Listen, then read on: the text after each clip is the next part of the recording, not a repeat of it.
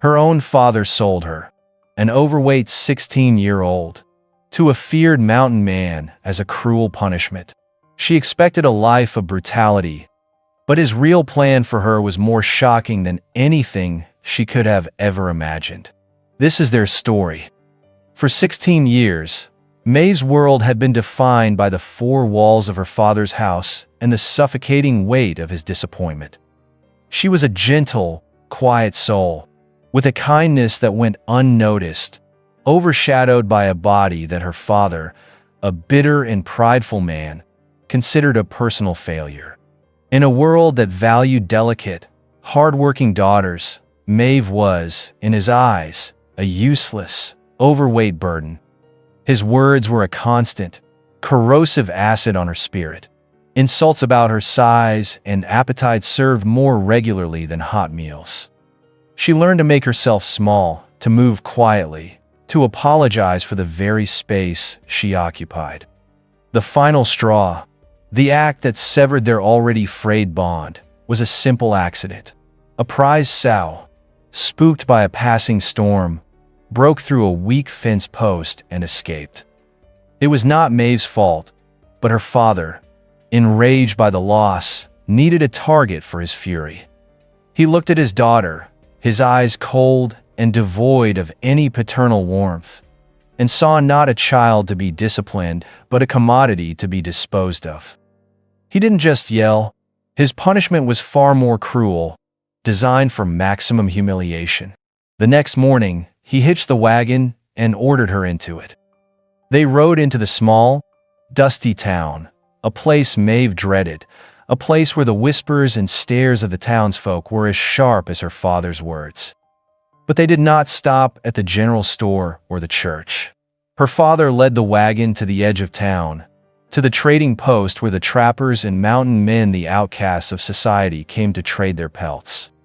And there, leaning against a post, was the man her father was looking for. Finn, the mountain man. He was a legend in the valley, a creature of myth and fear. He was a giant, with wild, dark hair that fell to his shoulders and a beard that hid the lower half of his face. He was dressed in furs and leathers, and his sheer, raw power was a palpable thing. The townsfolk gave him a wide berth, whispering stories of his savage nature. This was the man her father had chosen. The bargain was swift and brutal. In front of a handful of shocked onlookers, Maeve's father declared his daughter lazy and disobedient. He offered her, his own flesh and blood, to the mountain man. He didn't ask for money. He asked for a month's worth of supplies, flour, salt, and 2 barrels of whiskey. He was trading his daughter for grain and liquor. Maeve stood by the wagon, trembling, unable to look up from the dusty ground. The world dissolved into a blur of shame and terror. She could feel the stares, hear the shocked gasps and cruel snickers. The giant, Finn, said nothing. He simply looked from the father's hateful face to the daughter's bowed head. He saw her shaking shoulders, the way she tried to shrink into herself, and a flicker of something unreadable passed through his dark eyes. After a long, heavy silence, he gave a single, curt nod. The deal was done. Her father unloaded the supplies with a triumphant grin, not even giving his daughter a final glance.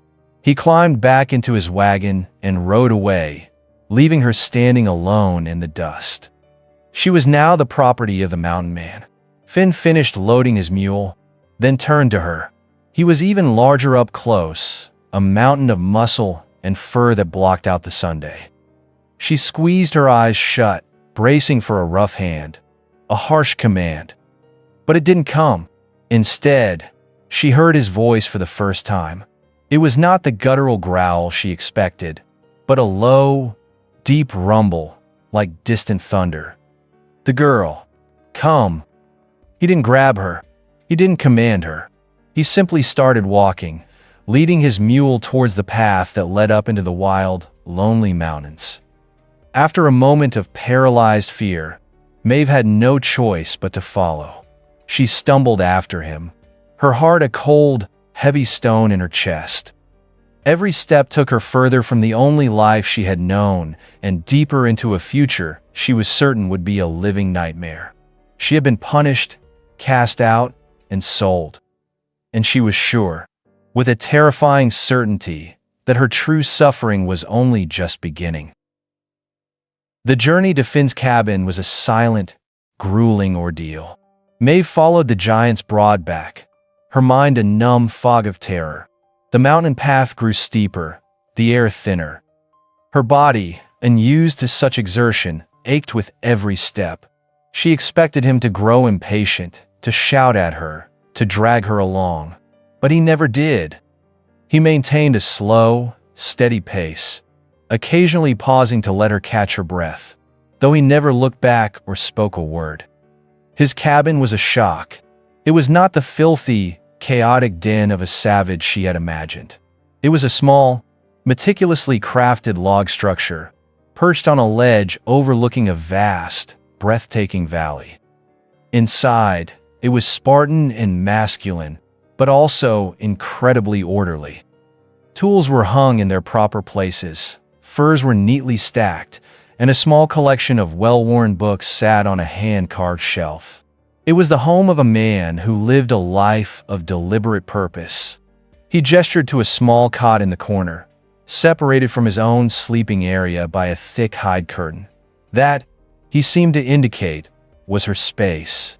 He then went outside, leaving her alone. For the first week, Maeve lived in a state of suspended terror. She did as she was told, which was very little. He would leave food for her on the table, simple meals of roasted meat and wild herbs, then disappear for hours to check his trap lines. He never touched her. He rarely spoke to her. He barely even looked at her. It was a strange, lonely existence, but it was also the first time in her life that no one was yelling at her. No one was insulting her. No one was constantly reminding her of her failings. The silence, which was at first terrifying, slowly became peaceful. She began to watch him, her fear giving way to a deep curiosity. She saw him rescue a small bird with a broken wing, carefully splinting it with twigs and a strip of leather. She saw him tend his small garden with a surprising gentleness. He was not the monster the town had described. He was something else entirely, something she couldn't yet understand. Then, one morning, his shocking plan began to unfold. He placed a small, sharp skinning knife on the table in front of her. She flinched, thinking it was a threat. But he simply shook his head and gestured for her to follow him outside. He had brought back a rabbit from his snares. Over the next hour, with a quiet, methodical patience, he taught her how to skin and clean it. He guided her hands, his large, rough fingers surprisingly steady against hers, showing her the precise cuts, the way to work with the animal's form. He was not ordering her to do a chore. He was teaching her a skill. This became their new routine. Every day, Finn would teach her something new. He taught her how to read the tracks of a deer, how to find clean water, how to identify the bright red of poison sumac and the calming leaves of chamomile. He taught her how to build a fire in the pouring rain, how to aim a small hunting bow he had crafted for her, how to navigate by the stars. He was a demanding teacher. He pushed her to walk further, to climb higher, to carry more. Her body, once soft and sluggish, began to respond. The aches and pains were replaced by a new, unfamiliar feeling, the satisfying burn of strong, capable muscles. She was losing weight, not because he starved her, but because she was working, moving, living a life of purpose for the first time. And through it all, one thing was startlingly absent. He never, not once, mentioned her size. He didn't praise her for getting smaller. He didn't criticize her for being slow at the start. His focus was entirely on her ability, her effort, her growing competence. He would simply say, "Good. Your aim is steadier today," or "You read that track well." The words were simple, but to Maeve, who had only ever heard criticism about her body, they were a revelation. He wasn't seeing her flesh, he was seeing her potential, her strength. One evening, after a particularly grueling day of tracking, she sat by the fire, nursing her sore muscles. She had failed to hit a target with the bow all afternoon and was consumed by the familiar feeling of failure. He came and sat opposite her, not speaking for a long time. Then he began to tell her a story, his deep voice filling the quiet cabin. He told her of the mountain ash, a tree that grows crooked and gnarled on the high, windy peaks. He said the flatlanders thought it was ugly, weak. But the mountain men knew the truth. The wood from the mountain ash, tempered by its constant struggle against the wind, was the strongest, most resilient wood of all. It would bend, but it would never break. He looked at her then, and she understood. He wasn't just talking about a tree. For the first time in her 16 years, Maeve felt a flicker of something she had never known. It was not pride. It was something quieter, deeper. It was self-worth. The mountain man's shocking plan was working. He wasn't breaking her. He was building her. The seasons on the mountain turned, and with them, Maeve continued to transform. Nearly a year had passed since her father had sold her. The soft, doughy girl who had stumbled up the mountain path was gone, replaced by a young woman who moved with the quiet confidence of someone who belonged. Her body was still large, but it was now powerful, conditioned by months of hard work. She could track a deer for miles, carry a heavy pack without complaint, and her aim with the bow was becoming remarkably true. The shame that had once stooped her shoulders was gone, replaced by a straight-back posture of quiet pride. Finn watched her transformation in silence. The apprentice he had taken on out of a sense of duty was now becoming a capable partner. Their life had settled into a comfortable rhythm of shared work and quiet companionship. He continued his lessons, but now they felt less like teaching and more like a collaboration. They were two solitary souls who had, against all odds, forged a functioning, respectful partnership in the heart of the wilderness. The moment that would forever change their dynamic came unexpectedly.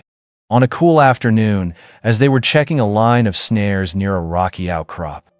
They were moving through a dense thicket of pines when the air suddenly went still. An unnatural silence fell over the forest. Finn froze, his hand slowly reaching for the large hunting knife at his belt. He sniffed the air, his eyes scanning the shadows. He had sensed it moments before Maeve did, the musky, predatory scent of a cougar. He motioned for her to stay behind him, his body instantly becoming a massive shield. He had taught her about these great cats, how they were silent hunters, masters of the ambush. He knew they were being stalked. Slowly, deliberately, he began to back away, trying to move them towards more open ground. But it was too late. With a snarling roar, the cougar exploded from the shadows of the rocks above, a blur of tawny muscle and deadly claws. It was not aiming for Finn, the larger threat. It had chosen the easier target. It launched itself directly at Maeve. In that split second, time seemed to slow. The old Maeve, the girl who had arrived on the mountain, would have frozen in terror, her body paralyzed by fear. But the woman Finn had trained did not. Her instincts, honed by a year of relentless practice, took over. As Finn lunged forward with his knife, a desperate move he knew would be too slow, Maeve reacted. She didn't scream. She didn't run.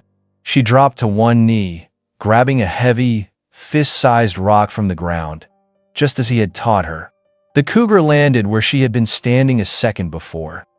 As it spun around to attack again, she rose up and, with a powerful, guttural cry, she threw the rock with all her might. The rock struck the cougar squarely on the side of its head. The blow wasn't enough to kill it, but it was unexpected, painful, and disorienting. The great cat stumbled, shaking its head, its attack momentarily broken. That was all the opening Finn needed. He was on the animal in an instant, his knife flashing. The fight was brutal and short. The cougar, stunned and facing a foe it could not intimidate, abandoned the fight and fled back into the deep woods. Silence returned to the forest, broken only by their ragged breathing. Maeve stood trembling, the adrenaline slowly draining away, leaving her weak-kneed. She looked at the blood on the ground, then at her own hands, still tingling from the force of the throw. She had not frozen. She had fought back. She had survived. Finn walked over to her, his own chest heaving. He checked her for injuries, his large hands surprisingly gentle as they ran down her arms. When he saw she was unharmed, he stepped back and simply looked at her. The usual reserved, unreadable expression was gone. In its place was something she had never seen before, a look of raw, profound admiration, the look a warrior gives to another. He reached out and gently touched the bruise on his own cheek, where a stray paw had grazed him. Then he looked at her, and his deep voice was filled with a respect that warmed her more than any fire. "You are strong, Maeve, stronger than you know." And in that moment, hearing those words from him, Maeve finally, truly believed it.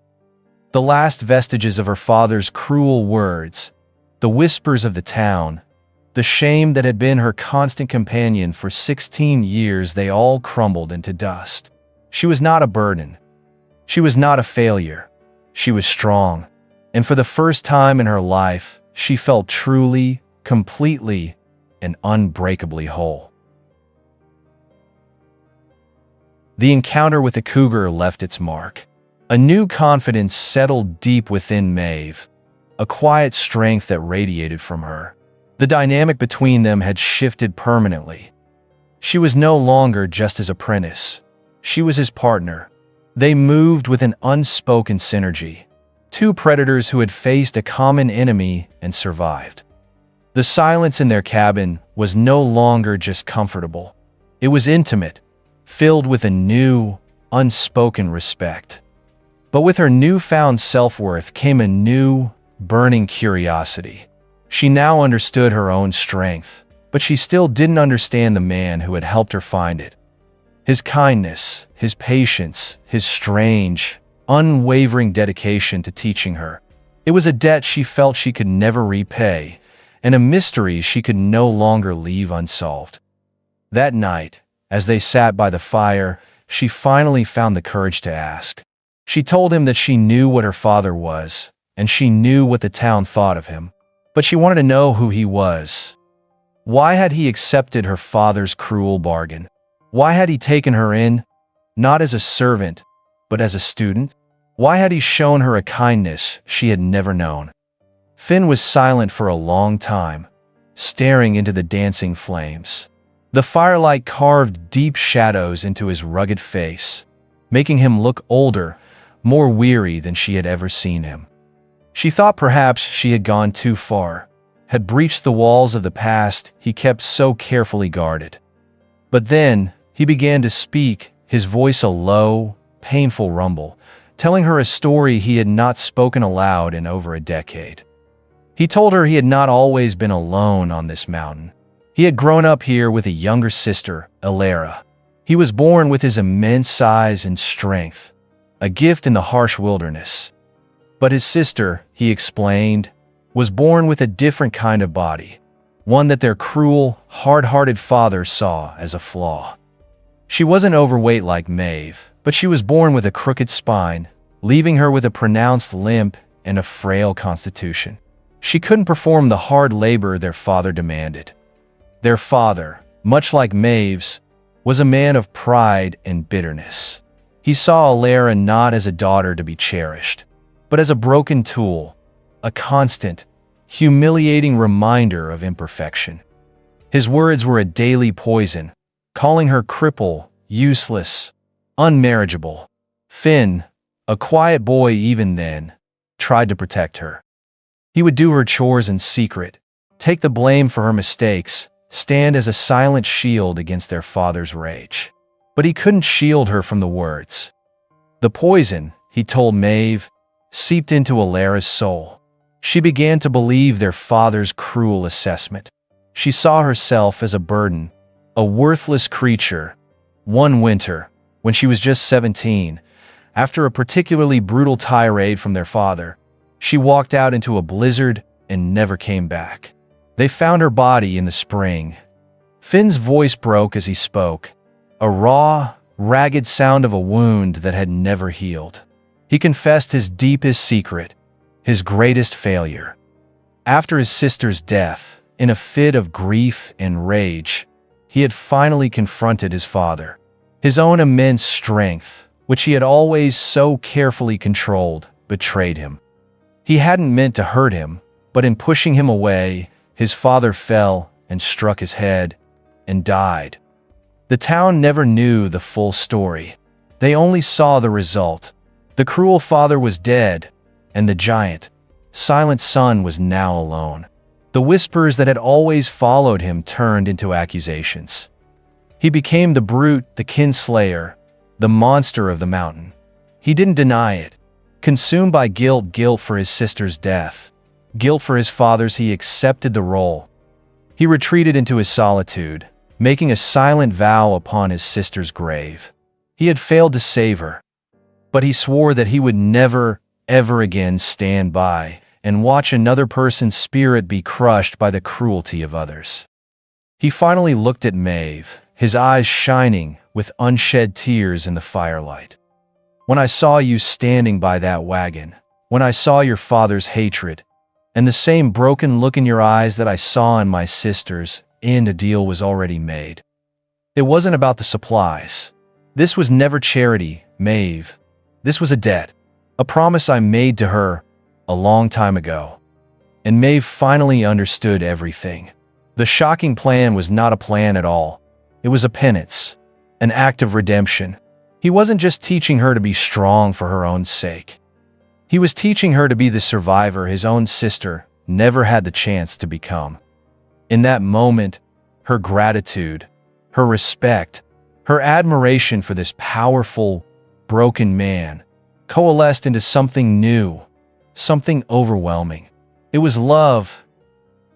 Finn's confession wove the final, unbreakable thread in the bond between them. His act of redemption had become her salvation, and her newfound strength had become his peace. The love that had grown between them was no longer unspoken.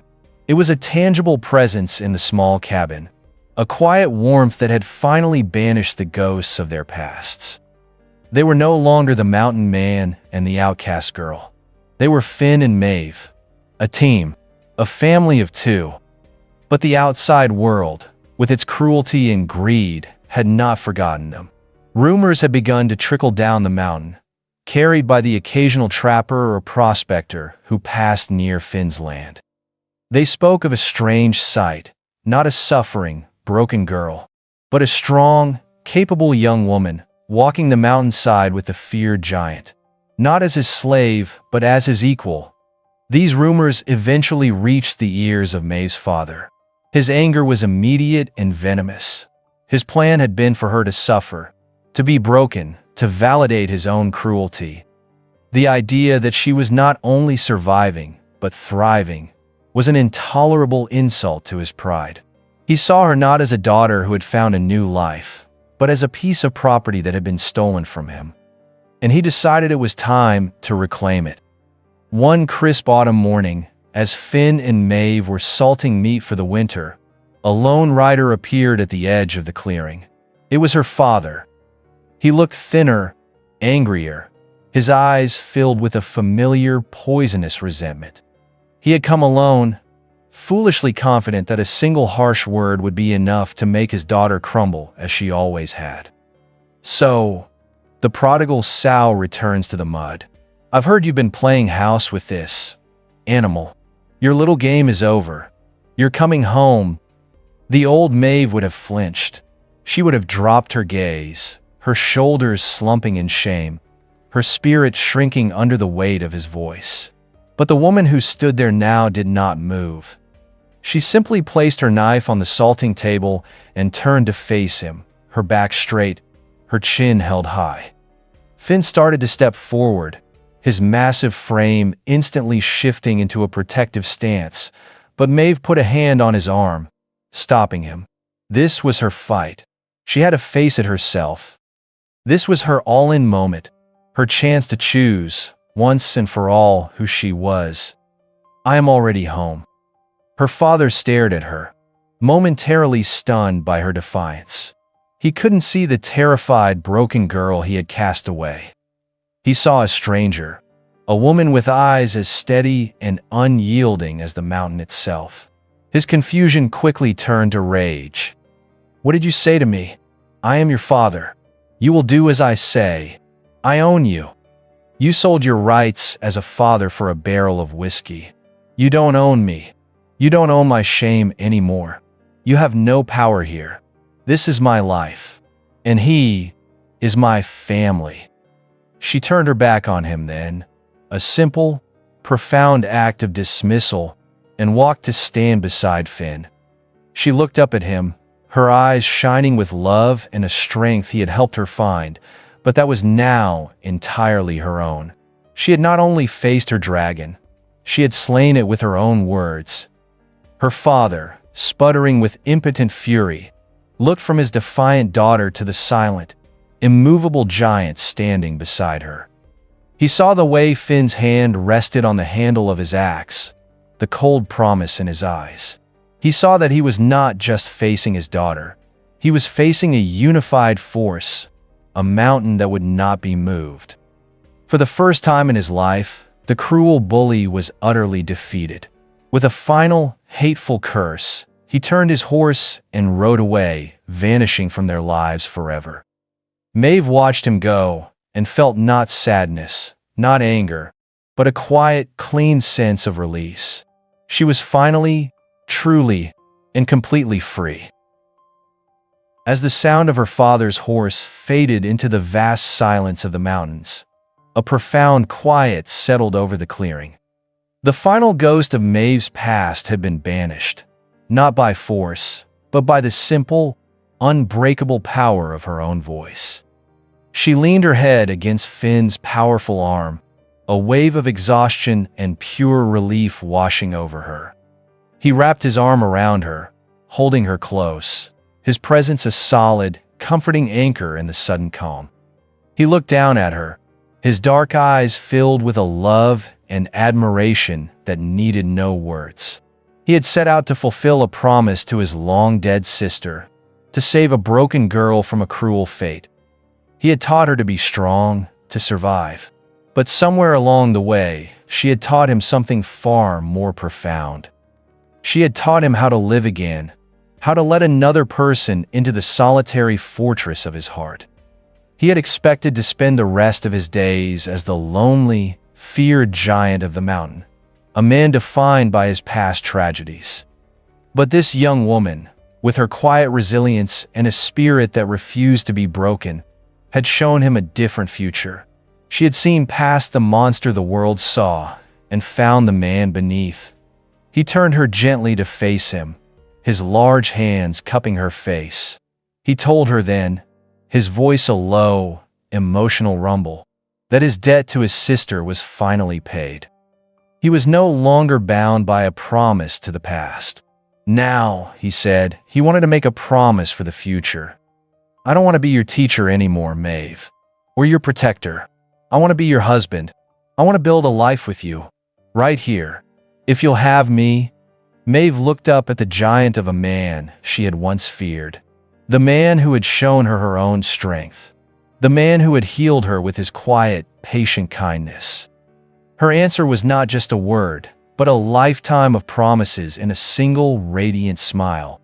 5 years later, the legend of the mountain giant had changed.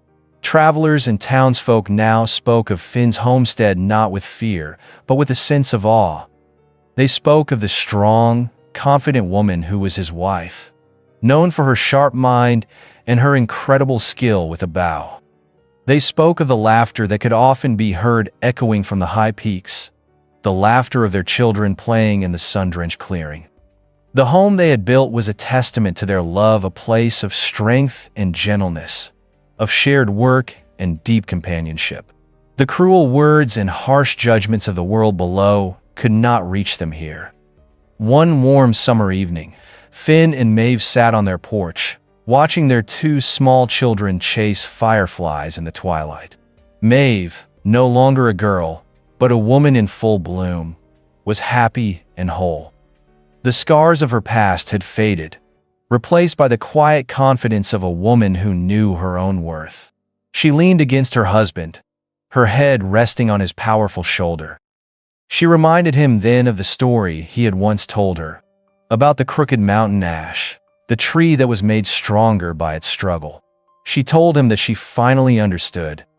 He looked down at her, his love for her shining in his eyes. He confessed that when he first saw her, he thought he was saving her. But he had been wrong. "I wasn't saving you, Maeve. I was just holding out a hand. You were the one who had the strength to stand up and climb. You saved yourself." And in that moment, she knew it was true. The mountain man's shocking plan had never been to own her, or even to save her. It was simply to show her the strength she had possessed all along. And in doing so, he had found his own salvation. They were two outcasts, two survivors, who had found in each other not just a partner, but a reflection of their own resilient souls. They had built a family, not on a cruel bargain, but on the beautiful, unshakable truth that the strongest things in the world are often the most gentle. If this story of strength and healing touched your heart, click the video on your screen now for another unforgettable tale from the Wild West. Don't forget to subscribe and tell us what part of the story you loved most in the comments below. Your support helps us build our own home, right here.